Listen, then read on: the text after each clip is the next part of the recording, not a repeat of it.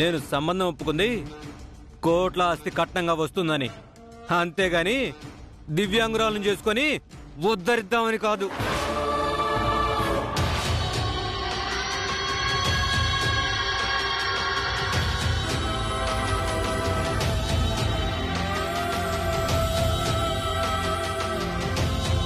కట్నము లేక అమ్మాయి కాలు సరిగ్గా లేక ఈ పెళ్లి చేసుకొని నేనేం బాగుపడేది? ఏం బాగుతున్నారా? ఆగప్పా శివ, ఈ ఇంట్లో మనిషి చెప్పిండాదా? ఎవరప్పా అది? చెప్పరా? ఈ సంబంధం కుదరకపోయినా పర్వాలేదులేప్పా, నా గురించి కారు కూతలు కూసింది ఎవరో తెలియాలా. ఎవరు చెప్పింది?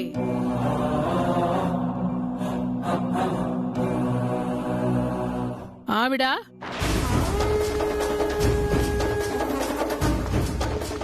ఏం మాట్లాడుతున్నావు అమ్మాజీ? నేనెందుకు చెప్తాను? ఈ ఇంట్లో నాకున్న పెద్ద శత్రువు నువ్వేనే. చెప్తే నువ్వే చెప్పాలా. నాకు కూతురుందమ్మాజీ. సాత్విక కూడా నా కూతురు లాంటిదే.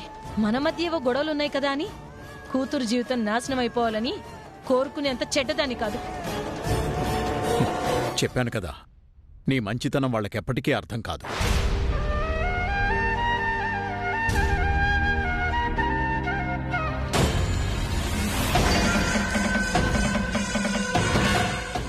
నన్ను చూస్తావేంటి వదినా? నేను ఈ ఇల్లంతా మంచిగా ఉండాలని కోరుకుంటా, చివరికి నీతో సహా.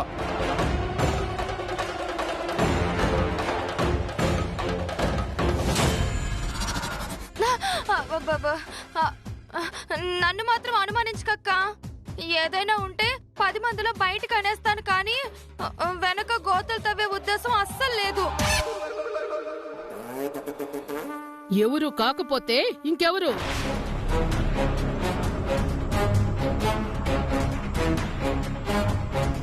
చూసారా పెరయ్య గారు, అందరూ మాకు తెలియదంటే మాకు తెలియదు అంటున్నారు, కానీ ఒక్కరు కూడా పెళ్లి కొడుకు చెప్పింది అబద్ధం, ఆస్తి అమ్మాజీ పేరు మీదే ఉందని మాత్రం ఎవ్వరూ చెప్పడం లేదు.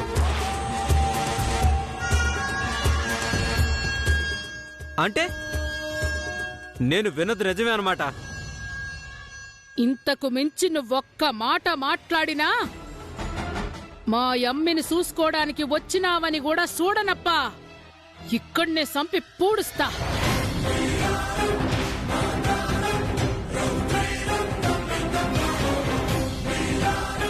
మర్యాదగా ఎవరు చెప్పినారో చెప్పప్పా, లేదంటే ఈ నుంచి ఒక్కరు కూడా బయటికి పోరు.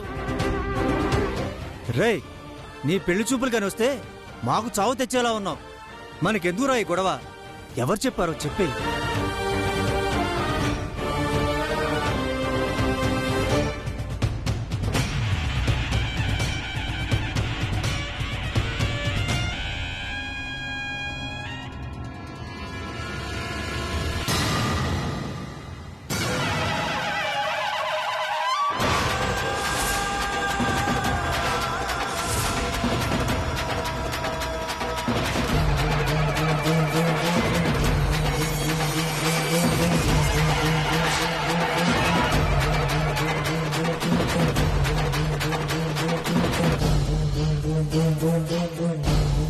నువ్వా?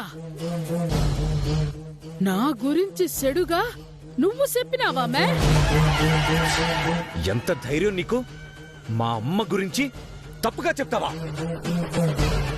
నీ పెళ్లి పీటల మీదే ఆగిపోతే పెళ్లి చేసి నీకు బ్రతుకునిచ్చినందుకు నా చెల్లెలి పెళ్లిని చెడగొట్టాలని చూస్తావా? నిన్ను ఏం చేసినా తప్పులేదే.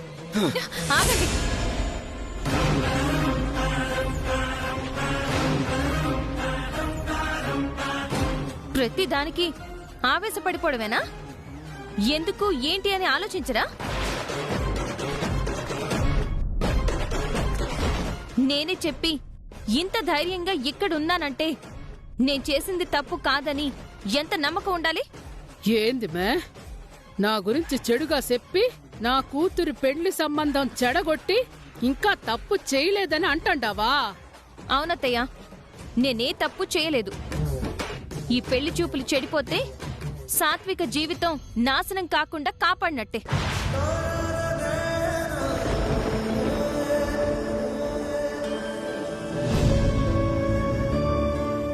వీడి బుద్ధేంటో వీడి నోటితోనే చెప్పాడు కదా.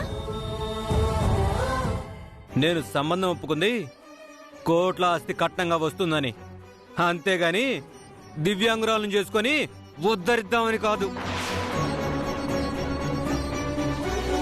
సాత్వికని మనస్ఫూర్తిగా ఇష్టపడి పెళ్లి చేసుకోవడానికి రాలేదు.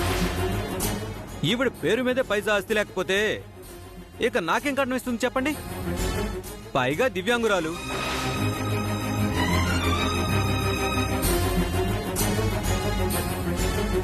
ఆస్తి కోసమే ఆశపడి వచ్చాడు. ఆ విషయం వాడి నోటితో బయట పెట్టాలని మీ పేరున ఆస్తి లేదని చెప్పాను. బయటపడిపోయాడు. మీ పేరున ఆస్తి లేకపోవచ్చు అత్తయ్య, కానీ ఈ ఇంటి ఆడబిడ్డ పెళ్ళంటే ఆయన కట్నం ఇవ్వకుండా ఉంటారా? మీరివ్వాలనుకున్న దానికన్నా ఎక్కువే ఇచ్చి అంగరంగ వైభవంగా పెళ్లి జరిపిస్తారు. కానీ ఇలాంటి వాడికిచ్చి మా నమ్మాయి గొంతు కోస్తామా? అసలు వీడి చరిత్ర ఏంటో తెలుసా? ఇంతకు ముందు ఇలాగే 2 దివ్యాంగురాల్ని పెళ్లి చేసుకుని వాళ్ళ ఆస్తుల్ని కాజేసి దిక్కులేని వాళ్ళిగా వదిలేశాడు.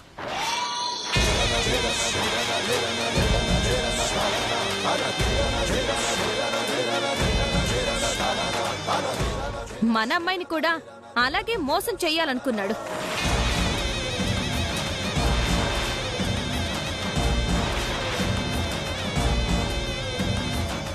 నేను చేసింది తప్పని ఇంకా మీకు అనిపిస్తే మీరేం చేస్తారో చెయ్యండి.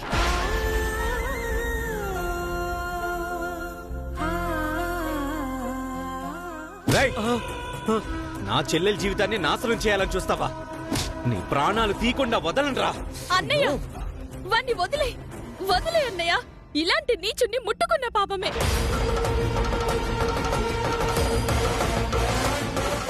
నువ్వేం తప్పు చేయలేదు వదినా.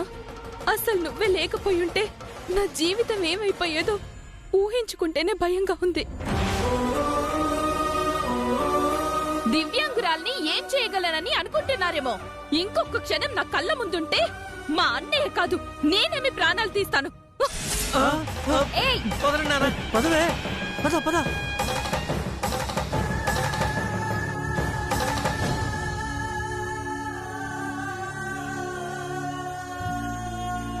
అమ్మా, నా వల్ల తప్పు జరిగింది, క్షమించండి. మీరు రాత్రికి రాత్రి హడావిడిగా సంబంధం చూడడం వల్ల వాళ్ళ చరిత్ర తెలుసుకోలేకపోయాను. క్షమించండి అమ్మా. రాత్రికి రాత్రి సంబంధం చూడమని చెప్పావా? అంత హడావిడిగా సంబంధం చూడాల్సినంత అవసరం ఏమొచ్చిందమ్మాజీ?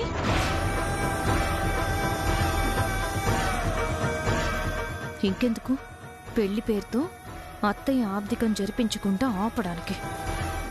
మనసులో ఏదో పెట్టుకొని ఏదో చేస్తే ఇదిగో ఫలితం ఇలానే ఉంటుంది. ఈశ్వరి వాడి గురించి తెలుసుకుంది కాబట్టి సరిపోయింది. లేకపోతే నీ కూతురు జీవితాన్ని నీ చేతులతోనే నాశనం చేసేదాన్ని. ఏ ఆలోచన చేసినా ఇట్టా బెడిసి కొడతాందేమప్పా. ఇప్పుడు పెండ్లి జరక్కపోతే ఆబ్దికం చేచ్చామంటారు. అప్పుడు శివ వాళ్ళ మాట వింటాడు. ఆస్తి లేక, ఆస్తి ఉన్నోడు గుప్పిట్లో లేక ఏమైపోవాలా?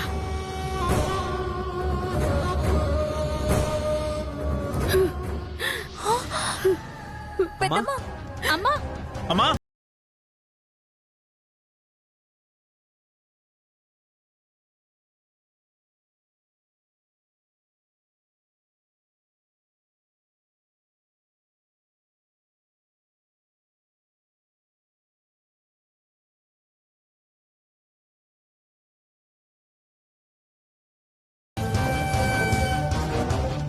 ఇంకా ఏం కావాలప్పా?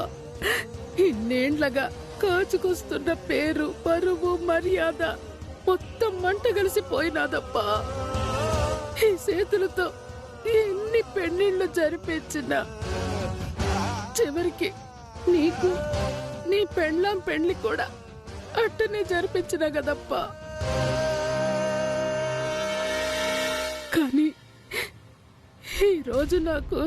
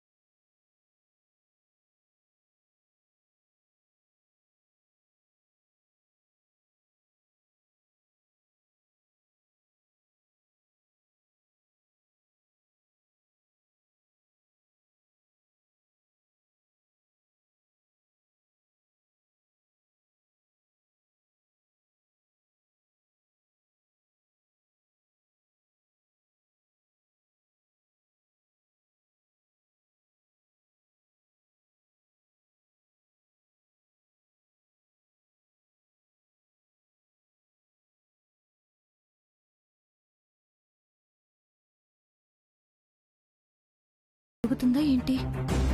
ఆస్తి నాదని నమ్మినప్పుడే దివ్యాంగురాలని నా బిడ్డని ఎవ్వరూ పెళ్లి చేసుకునే దానికి రాలేదు. ఇంకా ఆస్తి లేదని తెలిసినాక వస్తారా? అమ్మా అలా అనొద్దమ్మా. నేను నీ బిడ్డనమ్మా. ఇప్పుడు ఆస్తి నా పేరునుంటే ఏంటి, నీ పేరునుంటే ఏంటి? వద్దప్పా, నాకు ఆస్తి వద్దు, ఏమి వద్దు. ఇప్పుడు నిన్ను బిడ్డ అని పిలిచి ప్రేమ చూపించినా నీ ఆస్తి మీద ప్రేమతో నీ మీద ప్రేమ చూపిస్తాండానంటారు. నువ్వు నన్ను అమ్మ అని కూడా పిలవద్దప్పా.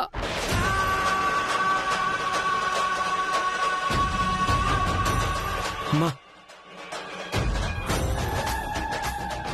అంత మాట అనొద్దమ్మా. నువ్వేం చెప్పినా చేస్తాను, ఏది మానేయమన్నా మానేస్తాను. కానీ అమ్మా అని పిలవద్దని మాత్రం చెప్పొద్దమ్మా.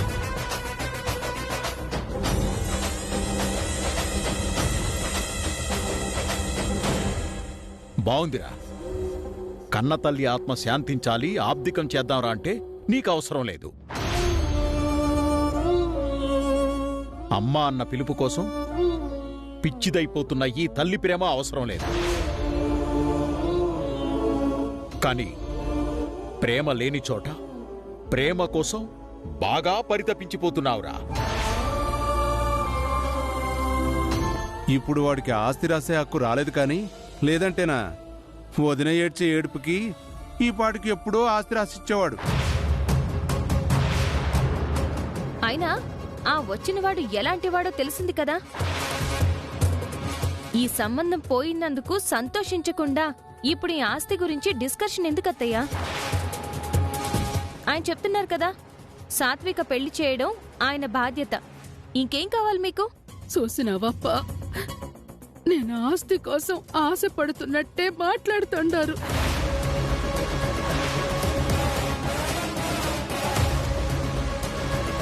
తల్లి బిడ్డల బంధాన్ని కూడా ఆస్తితో ముడేసి చూచ్చంటే ఇంకా బంధానికి విలువే ఉంటాదప్పా.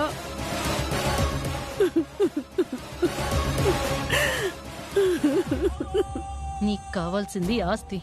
దానికోసం ఏం నాటకాలు ఆడుతున్నావు? అసలు నేను ఆస్తి కోసం ఆశపడడం లేదప్పా. లేకపోతే ఏమవుతాది? ఇన్నాళ్ళు ఉన్న పేరు, గౌరవం, మర్యాద లేకుండా పోతాయా? అది లేకపోతే బతకలేనా ఏమి?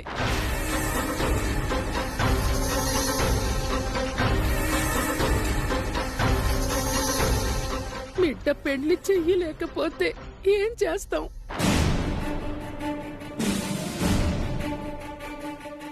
ఏం పాపం చేసుకుని నా కడుపున పుట్టినాదో పెళ్లి లేకుండా ఇట్టనే ఉండిపోతాది.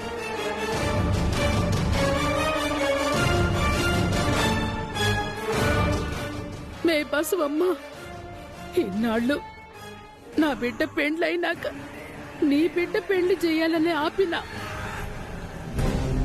నువ్వు ఆగే పనిలేదు మే. నీ బిడ్డ పెండ్లైనా చేసి సంతోషంగా ఉండు మే.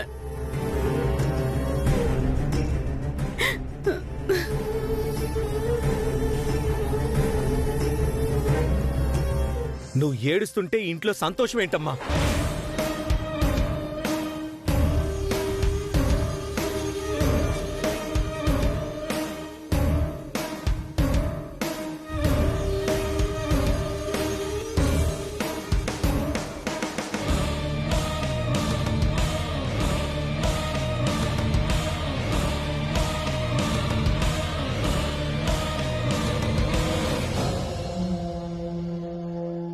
ఇప్పుడు ఈ పరిస్థితికి ఈ వీలునామానే కదా కారణం.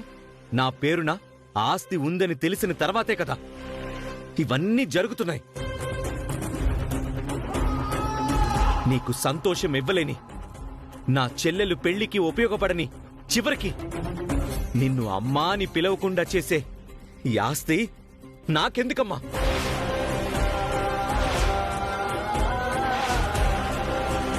ఇప్పుడే కాల్చి బూడిద చేసేస్తాను.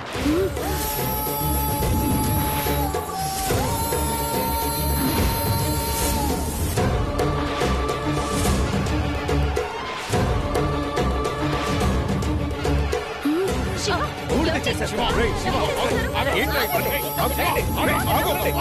అన్నయ్య వద్దన్నయ్య. అన్నయ్య, శివ, శివ, అన్నయ్య, ఆపు అన్నయ్య, అన్నయ్య. ఆపన్నయ్య వాణ్ణి. ఆపు. అన్నయ్య వద్దన్నయ్య. ఏ శివ ఏమండి ఏం చేస్తున్నారు? నా మాట వినండి. ఆగండి. వద్దు. శివ వదలండి. రే శివ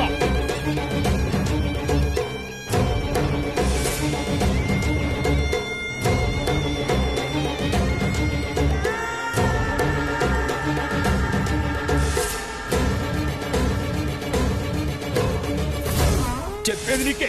ఏం చేస్తున్నారా? నీకేమైనా పిచ్చెక్కిందా? ఏం చేస్తున్నావో తెలుస్తోందా? ఇవ్వండి.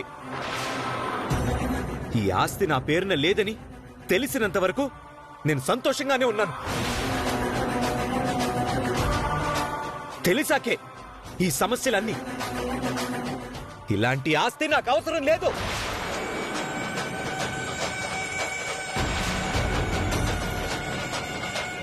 అయినా ఆ మహాతల్లి పోయిందే పోకుండా ఈ ఆస్తి నా పేరుని ఎందుకు రాసిపోవాలి? దీనంతటికి కారణం ఆవిడే.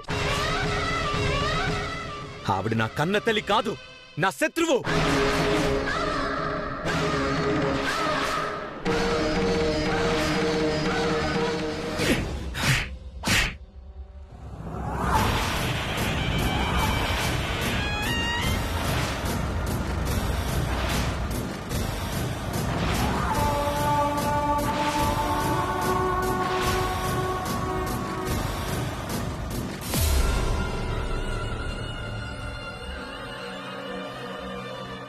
అనసూయ, మాట్లాడద్దమ్మాజీ.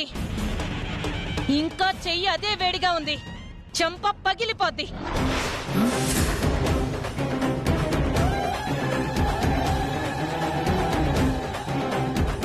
ఎరా, నీకు జన్మనిచ్చిన నీ తల్లి నీకు శత్రువా?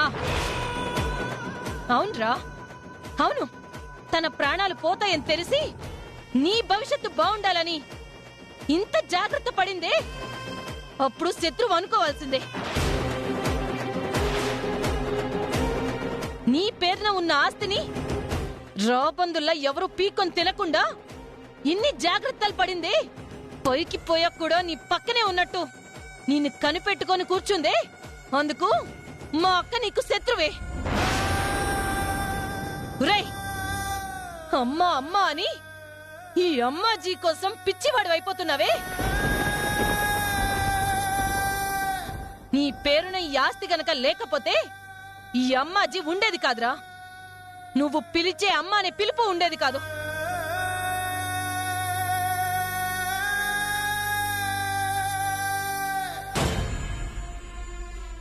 అనసూయ ఊరుకో. లేకపోతే ఏంటండి? దేవత లాంటి మా అక్కని శత్రువు అంటాడా? వీడి కోసం ఎంతలా ఆలోచించింది. కన్న తల్లినే మర్చిపోయేంత కసాయివాడు అవుతాడని అనుకోలేదండి. వదిలే అనసూయ. ఈ బండరాయిలో మార్పు వస్తుందని ఆశపడ్డాం మన పిచ్చితనం.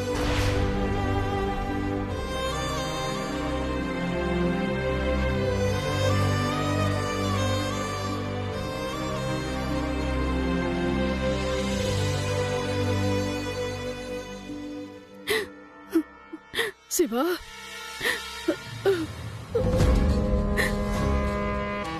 నా కొడుకుని కొడతాదా? ఇంతవరకు ఒక్క చిన్న మాట కూడా ఏ రోజు నిన్ను అనలేదప్పా. అట్లాంటిది నీ మీద చెయ్యి చేసుకుంటాదా? అంతు తేల్సనిదే ఇడిసిపెట్టనప్పా.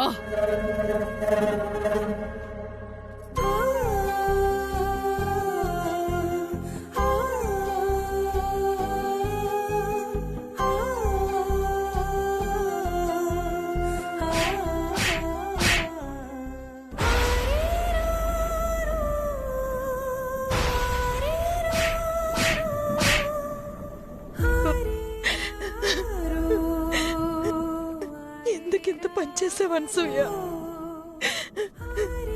నీ అక్క ప్రతిరూపం వాడు. నీ కన్న బిడ్డ కన్నా ఎక్కువని పెంచావు కదా. వాడి మీద చేయి చేసుకోవటానికి నీకు మనసు ఎలా వచ్చింది?